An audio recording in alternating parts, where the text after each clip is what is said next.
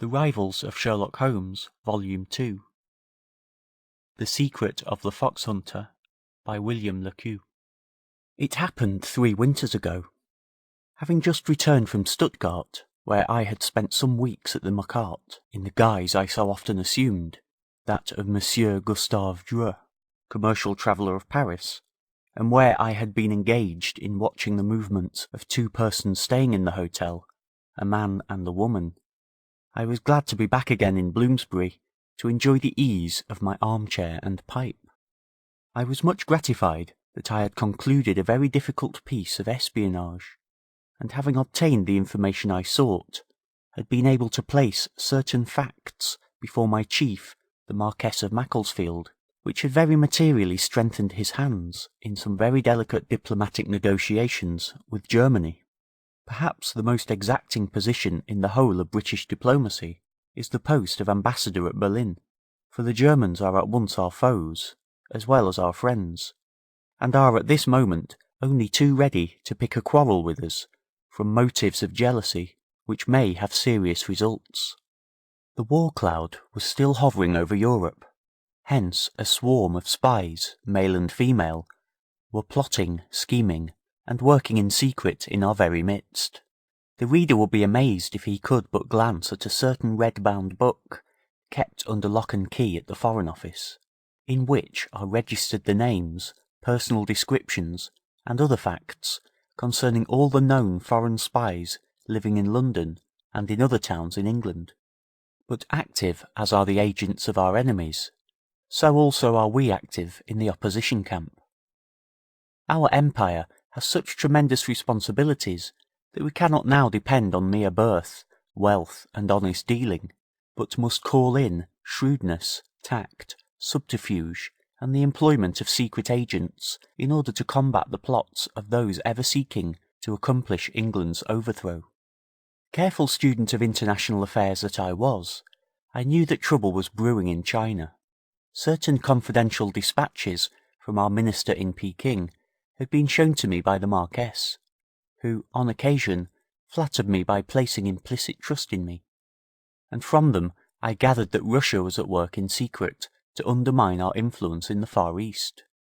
I knew that the grave, kindly old statesman was greatly perturbed by the grim shadows that were slowly rising, but when we consulted, on the day after my return from Stuttgart, his lordship was of opinion that at present I had not sufficient ground upon which to institute inquiries.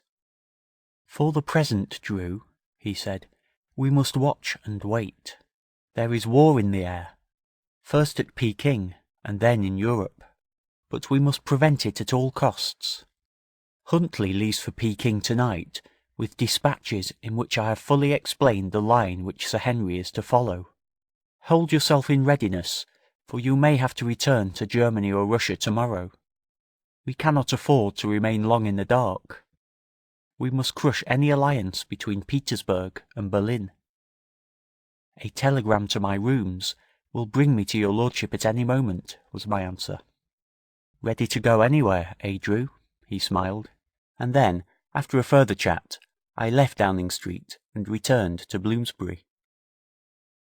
Knowing that for at least a week or 2 I should be free, I left my address with Boyd and went down to Cotterstock in Northamptonshire, to stay with my old friend of college days, George Hamilton, who rented a hunting box and rode with the Fitzwilliam pack. I had had a long-standing engagement with him to go down and get a few runs with the hounds, but my constant absence abroad had always prevented it until then. Of course, none of my friends knew my real position at the Foreign Office. I was believed to be an attaché. Personally, I am extremely fond of riding to hounds. Therefore, when that night I sat at dinner with George, his wife, and the latter's cousin, Beatrice Graham, I was full of expectation of some good runs. An English country house, with its old oak, old silver, and air of solidity, is always delightful to me after the flimsy gimcracks of continental life. The evening proved a very pleasant one. Never having met Beatrice Graham before, I was much attracted by her striking beauty. She was tall and dark, about 22, with a remarkable figure which was shown to advantage by her dinner gown of turquoise blue. So well did she talk, so splendidly did she sing Dupin's Jeune Fille, and so enthusiastic was she regarding hunting, that, before I had been an hour with her, I found myself thoroughly entranced. The meet, 3 days afterwards, was at Wansford, that old-time hunting centre by the Nene, about 6 miles distant, and as I rode at her side along the road through historic Fotheringay and Nasington, I noticed what a splendid horsewoman she was.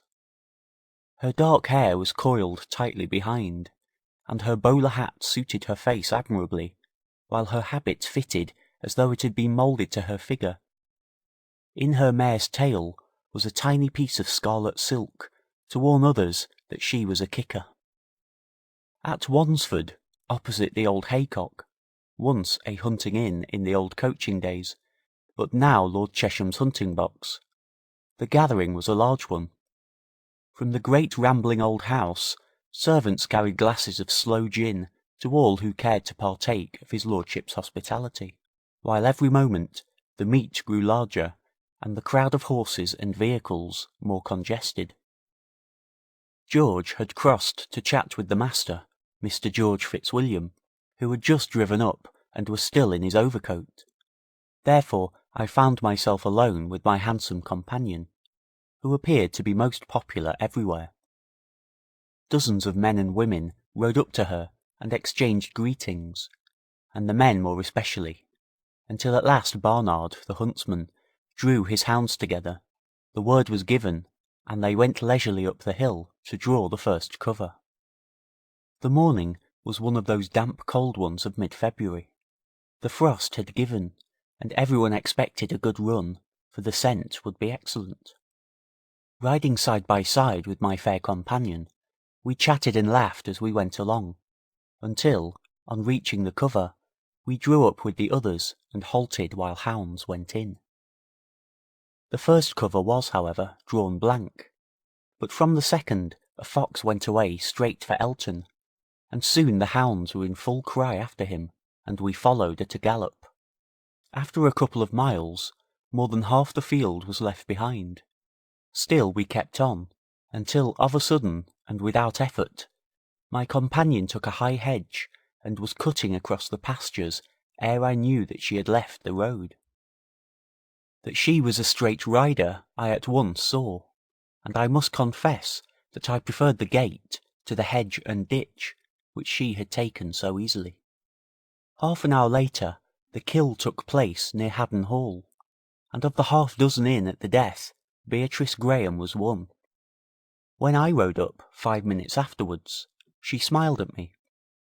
Her face was a trifle flushed by hard riding, yet her hair was in no way awry, and she declared that she had thoroughly enjoyed that tearing gallop.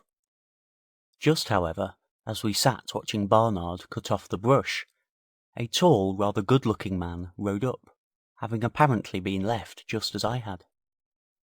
As he approached, I noticed that he gave my pretty friend a strange look, almost as of warning, while she on her part refrained from acknowledging him. It was as though he had made her some secret sign which she had understood.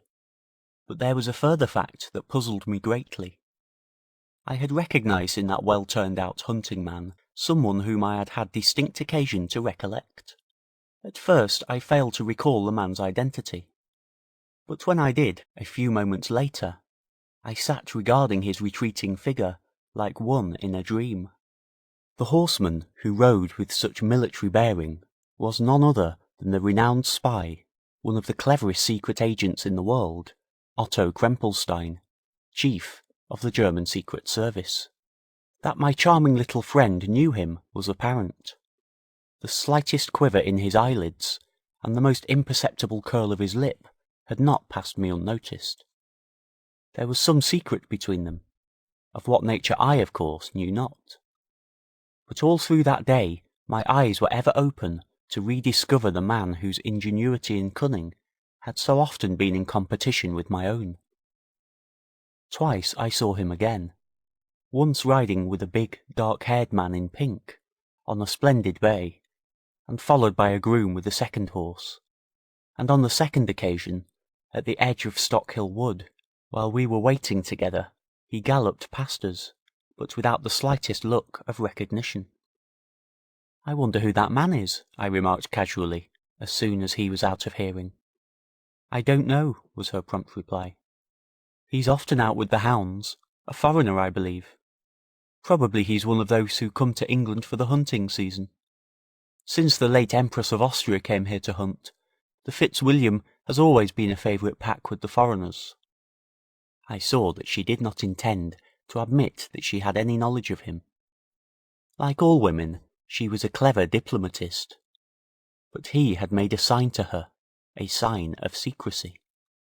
Did Krempelstein recognise me, I wondered? I could not think so, because we had never met face to face. He had once been pointed out to me in the Wilhelmstrasse in Berlin by one of our secret agents who knew him, and his features had ever since been graven on my memory. That night, when I sat alone with my friend George, I learned from him that Mr. Graham, his wife's uncle, had lived a long time on the Continent as manager to a large commercial firm, and that Beatrice had been born in France and had lived there a good many years. I made inquiries regarding the foreigners who were hunting that season with the Fitzwilliam, but he, with an Englishman's prejudice, declared that he knew none of them and didn't want to know them. The days passed, and we went to several meets together, at Apethorpe, at Castor Hanglands, at Laxton Park and other places, but I saw no more of Krempelstein. His distinguished-looking friend, however, I met on several occasions, and discovered that his name was Baron Stern, a wealthy Viennese, who had taken a hunting box near Stoke Doyle, and had as friend a young man named Percival, who was frequently out with the hounds. But the discovery there of Krempelstein had thoroughly aroused my curiosity. He had been there for some distinct purpose, without a doubt. Therefore, I made inquiry of Kersch, one of our secret agents in Berlin, a man employed in the Ministry of Foreign Affairs, and from him received word that Krempelstein was back in Berlin, and further warning me that something unusual was on foot in England. This aroused me at once to activity. I knew that Krempelstein and his agents were ever endeavouring to obtain the secrets of our guns, our ships, and our diplomacy with other nations, and I therefore determined that on this occasion he should not succeed.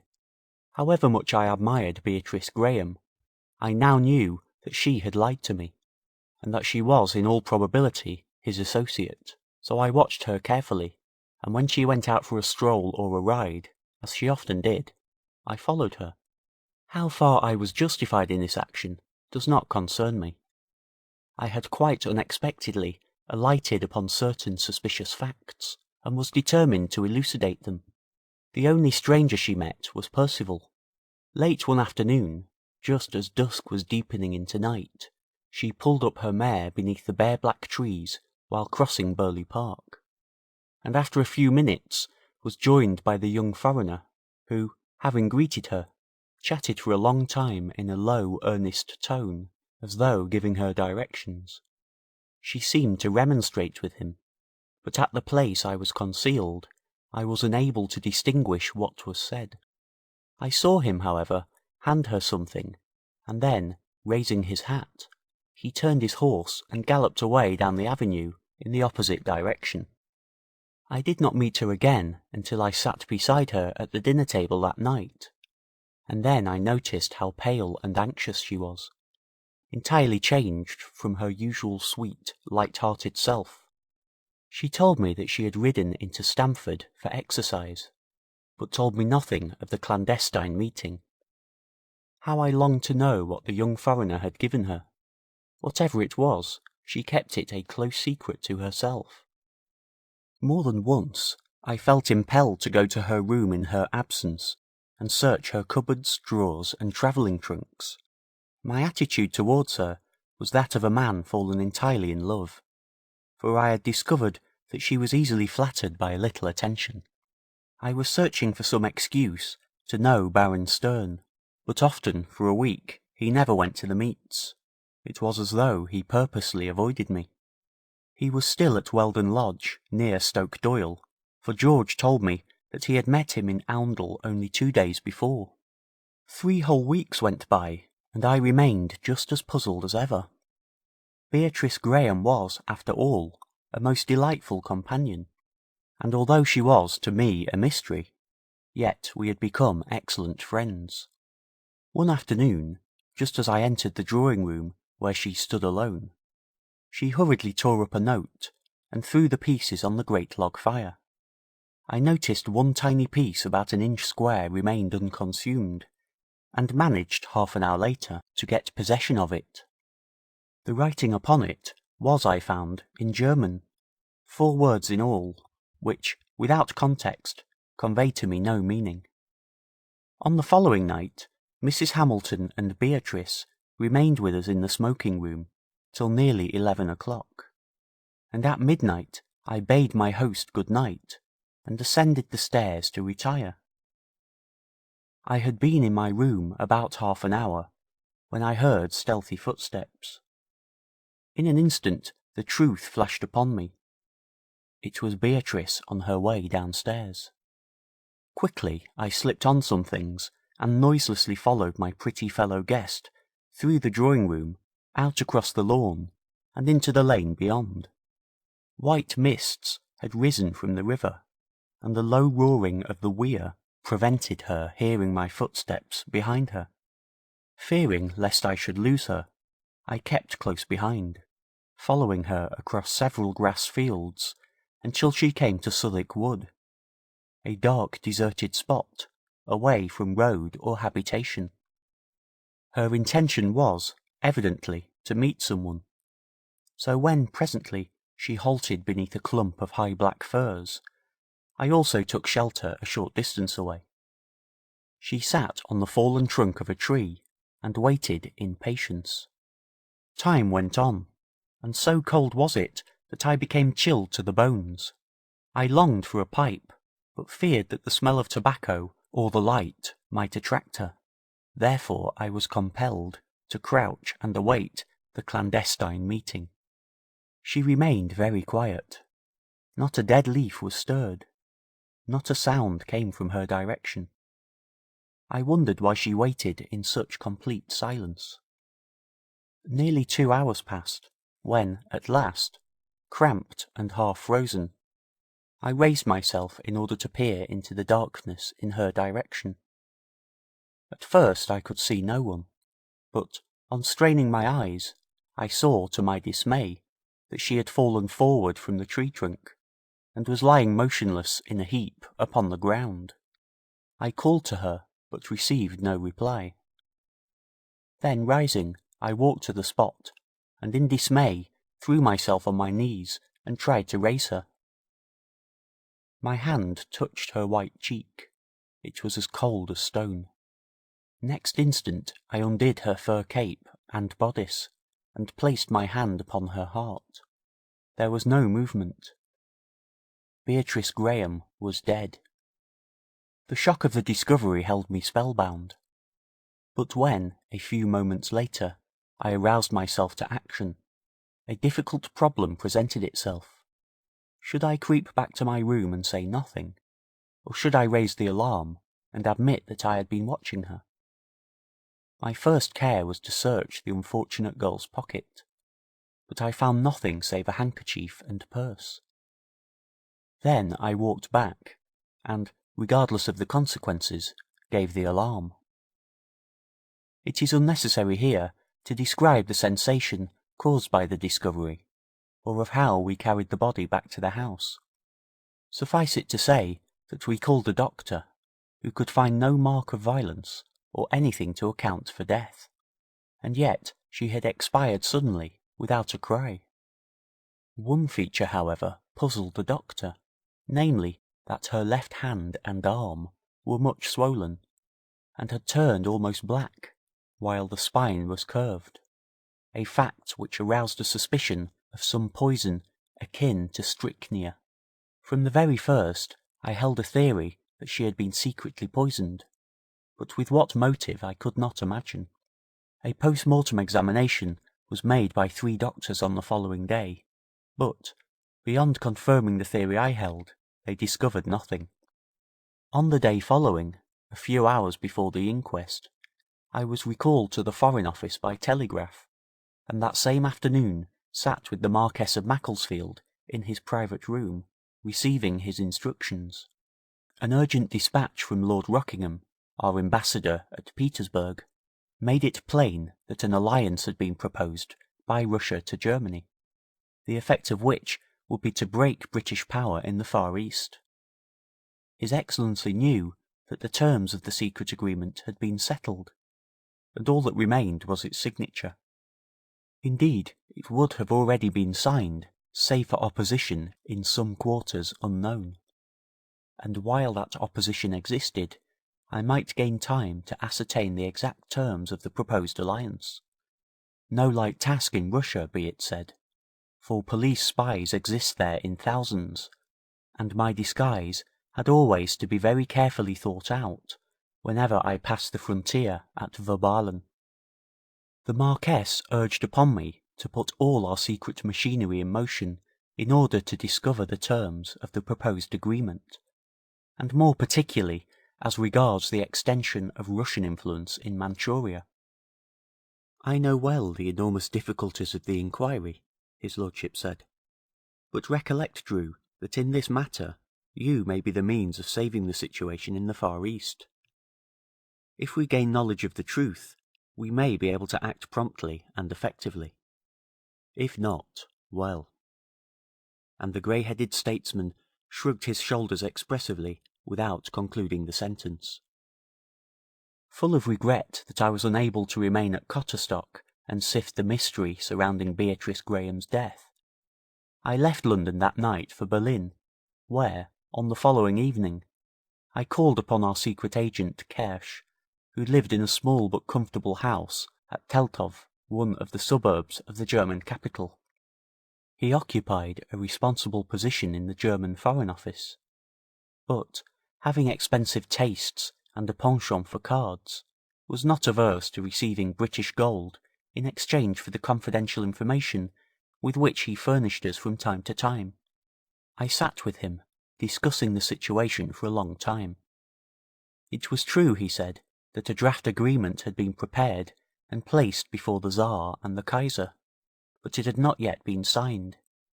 He knew nothing of the clauses, however, as they had been prepared in secret by the minister's own hand. Neither could he suggest any means of obtaining knowledge of them. My impulse was to go on next day to Petersburg, yet somehow I felt that I might be more successful in Germany than in Russia, so resolved to continue my inquiries. "By the way," the German said, "you wrote me about Krempelstein. He has been absent a great deal lately, but I had no idea he had been to England. Can he be interested in the same matter on which you are now engaged?" "Is he now in Berlin?" I inquired eagerly. "I met him at Boxhagen 3 days ago. He seems extremely active just now." "3 days ago?" I echoed. "You are quite certain of the day?" I asked him this because, if his statement were true, it was proved beyond doubt that the German spy had no hand in the unfortunate girl's death. "I am quite certain," was his reply. "I saw him entering the station on Monday morning." At 11 o'clock that same night, I called at the British Embassy and sat for a long time with the ambassador in his private room. His Excellency told me all he knew regarding the international complication which the Marquess, sitting in Downing Street, had foreseen weeks ago, but could make no suggestion as to my course of action. The war clouds had gathered undoubtedly, and the signing of the agreement between our enemies would cause it at once to burst over Europe. The crisis was one of the most serious in English history. One fact puzzled us both, just as it puzzled our chief at home, namely, if the agreement had been seen and approved by both emperors, why was it not signed? Whatever hitch had occurred, it was more potent than the will of the 2 most powerful monarchs in Europe. On my return to the hotel, I scribbled a hasty note and sent it by messenger to the house of the Imperial Chancellor's son in Charlottenburg. It was addressed to Miss Maud Baines, the English governess of the Count's children, who, I may as well admit, was in our employ. She was a young, ingenious, and fascinating little woman. She had, at my direction, acted as governess in many of the great families in France, Russia, and Germany, and was now in the employ of the Chancellor's son, in order to have opportunity of keeping a watchful eye on the great statesman himself. She kept the appointment next morning at an obscure café near the Behrenstrasse. She was a neatly dressed, rather petite person, with a face that entirely concealed her keen intelligence and marvellous cunning. As she sat at the little table with me, I told her in low tones of the object of my visit to Berlin, and sought her aid. "A serious complication has arisen. I was about to report to you through the embassy," was her answer. "Last night the Chancellor dined with us, and I overheard him discussing the affair with his son as they sat alone smoking after the ladies had left. I listened at the door and heard the Chancellor distinctly say that the draft treaty had been stolen." "Stolen?" I gasped. "By whom?" "Ah, that's evidently the mystery. A mystery for us to fathom. But the fact that somebody else is in possession of the intentions of Germany and Russia against England, believed to be a secret, is no doubt the reason why the agreement has not been signed." "Because it is no longer secret," I suggested. "Are you quite certain you've made no mistake?" "Quite," was her prompt answer. "You can surely trust me after the intricate little affairs which I have assisted you in unravelling. When may I return to Gloucester to see my friends?" "Soon, Miss Baines, as soon as this affair is cleared up." "But tell me, does the Chancellor betray any fear of awkward complications when the secret of the proposed plot against England is exposed?" "Yes, the Prince told his son in confidence that his only fear was of England's retaliation. He explained that, as far as was known, the secret document, after being put before the Tsar and approved, mysteriously disappeared. Every inquiry was being made by the confidential agents of Russia and Germany, and further, he added, that even his trusted Krempelstein was entirely nonplussed." Mention of Krempelstein brought back to me the recollection of the tragedy in rural England. "You've done us a great service, Miss Baines," I said. "This information is of highest importance. I shall telegraph in cipher at once to Lord Macclesfield. Do you, by any chance, happen to know a young lady named Graham?" I inquired, recollecting that the deceased woman had lived in Germany for several years. She responded in the negative, whereupon I drew from my pocket a snapshot photograph, which I had taken of one of the meets of hounds at Wansford, and handing it to her, inquired if she recognised any of the persons in it. Having carefully examined it, she pointed to Baron Stern, whom I had taken in the act of lighting a cigarette, and exclaimed, "Why, that's Colonel Davidoff, who was secretary to Prince Obolensky when I was in his service. Do you know him?" "No," I answered, "but he has been hunting in England as Baron Stern of Vienna. This man is his friend," I added, indicating Percival. "And that's undoubtedly a man whom you know well by repute. Moore, chief of the Russian Secret Service in England. He came to Prince Obolensky's once, when he was in Petersburg, and the Princess told me who he was. Unfortunately, I had not been able to include Beatrice in the group. Therefore, I had only her description to place before the clever young woman, who had, on so many occasions, gained knowledge of secrets where I and my agents had failed. Her part was always a difficult one to play, but she was well paid, was a marvellous linguist, and for patience and cunning was unequalled. I described her as minutely as I could, but still she had no knowledge of her. She remained thoughtful a long time, and then observed, "You have said that she apparently knew more. He has, I know, recently been back in Petersburg. Therefore they may have met there. She may be known. Why not seek for traces of her in Russia? It seemed something of a wild goose chase. Yet, with the whole affair shrouded in mystery and tragedy as it was, I was glad to adopt any suggestion that might lead to a solution of the enigma. The reticence of Mrs. Hamilton regarding her cousin, and the apparent secret association of the dead girl with those two notorious spies, had formed a problem which puzzled me almost to the point of madness.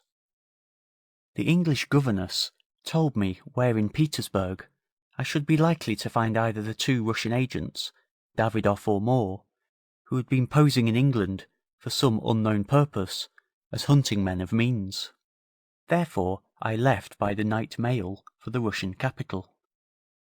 I put up at a small and not over clean hotel, in preference to the Europe, and, compelled to carefully conceal my identity, I at once set about making inquiries in various quarters whether the two men had returned to Russia. They had, and had both had long interviews 2 days before with General Zuboff, Chief of the Secret Service, and with the Russian Foreign Minister. At the embassy, and in various English quarters, I sought trace of the woman whose death was such a profound mystery, but all in vain. At last I suddenly thought of another source of information as yet untried, namely the register of the English charity in Petersburg, and on searching it I found to my complete satisfaction that about 6 weeks before Beatrice Graham applied to the administration and was granted money to take her back to England. She was the daughter, it was registered, of a Mr. Charles Graham, the English manager of a cotton mill in Moscow, who had been killed by an accident and had left her penniless. For some months she had tried to earn her own living, in a costumier's shop in the Nevsky, and, not knowing Russian sufficiently well, had been discharged. Before her father's death she had been engaged to marry a young Englishman, whose name was not given, but who was said to be tutor to the children of General Vraski, Governor-General of Warsaw. The information was interesting, but carried me no further. Therefore I set myself to watch the two men who had travelled from England to consult the Tsar's chief adviser. Aided by 2 Russians, who were in British pay, I shadowed them day and night for 6 days, until, one evening, I followed Davidoff down to the railway station, where he took a ticket for the frontier. Without baggage I followed him, for his movements were of a man who was escaping from the country. He has passed out across the frontier, and went on to Vienna, and thence direct to Paris, where he put up at the Hotel Terminus, Gare Saint-Lazare.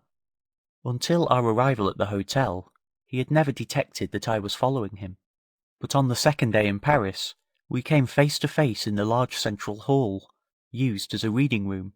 He glanced at me quickly, but whether he recognized me as the companion of Beatrice Graham in the hunting field, I have no idea.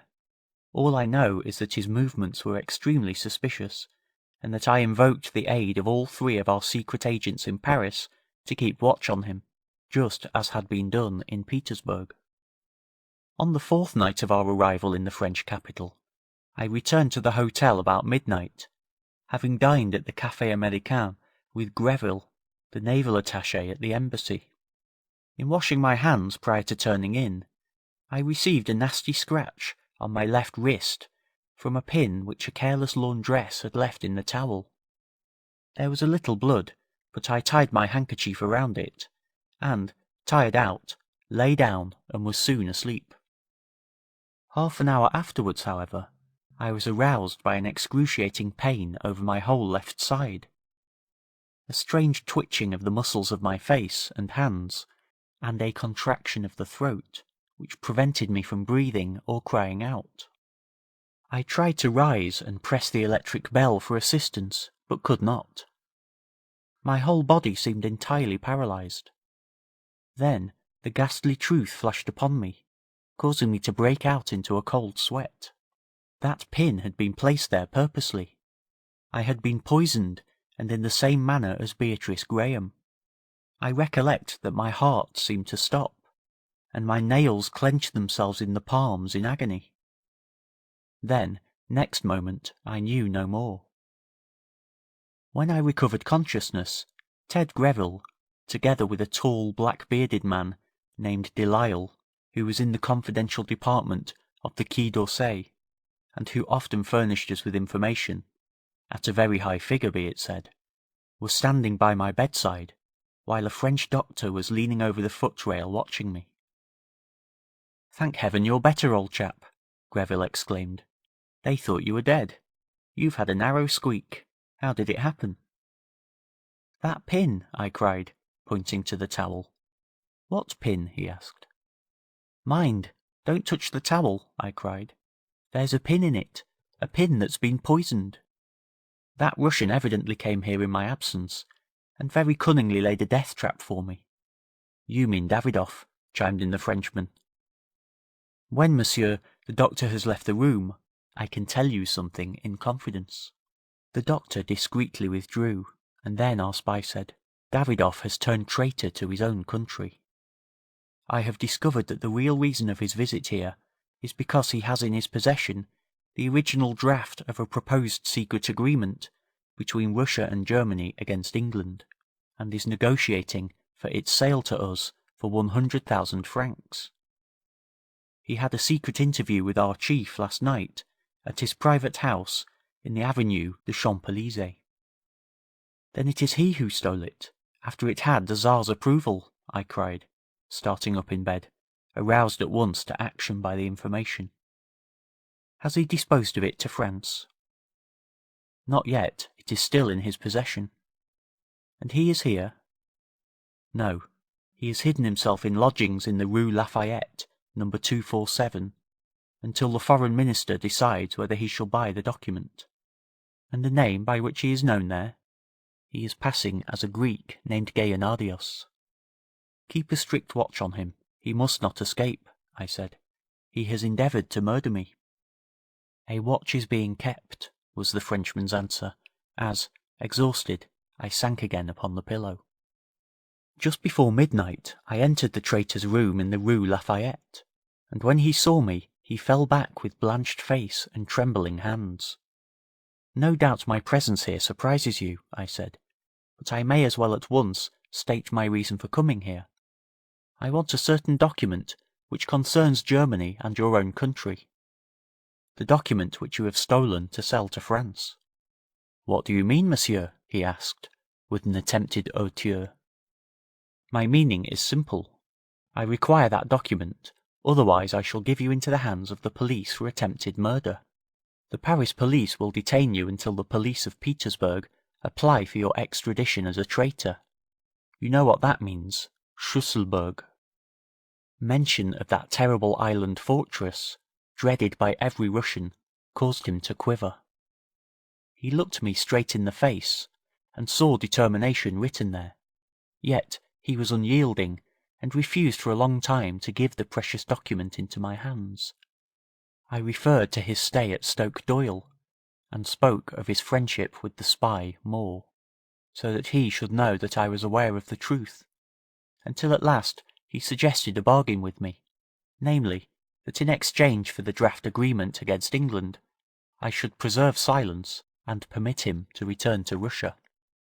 To this course I acceded, and then the fellow took from a secret cavity of his travelling bag a long official envelope, which contained the innocent-looking paper, which would, if signed, have destroyed England's prestige in the Far East. He handed it to me, the document for which he hoped to obtain 100,000 francs, and in return I gave him his liberty to go back to Russia unmolested.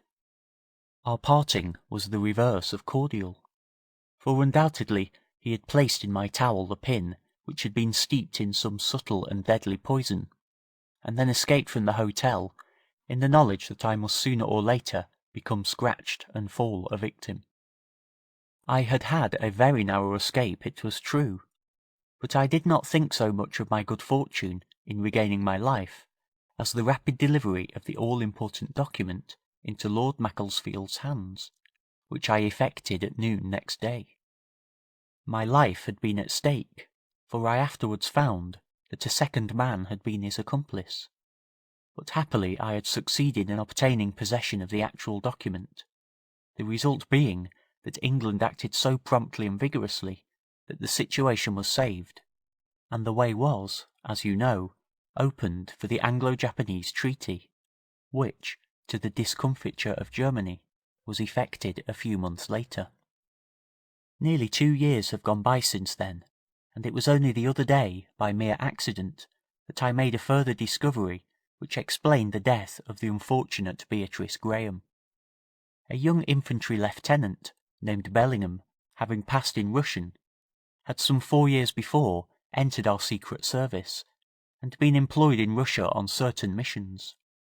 A few days ago, on his return to London, after performing a perilous piece of espionage on the Russo-German frontier, he called upon me in Bloomsbury, and in course of conversation mentioned that about 2 years ago, in order to get access to certain documents relating to the Russian mobilization scheme for her western frontier, he acted as a tutor to the sons of the Governor-General of Warsaw. In an instant a strange conjecture flashed across my mind. Am I correct in assuming that you knew a young English lady in Russia named Graham, Beatrice Graham? He looked at me straight in the face, open-mouthed in astonishment, yet I saw that a cloud of sadness overshadowed him instantly. Yes, he said, I knew her.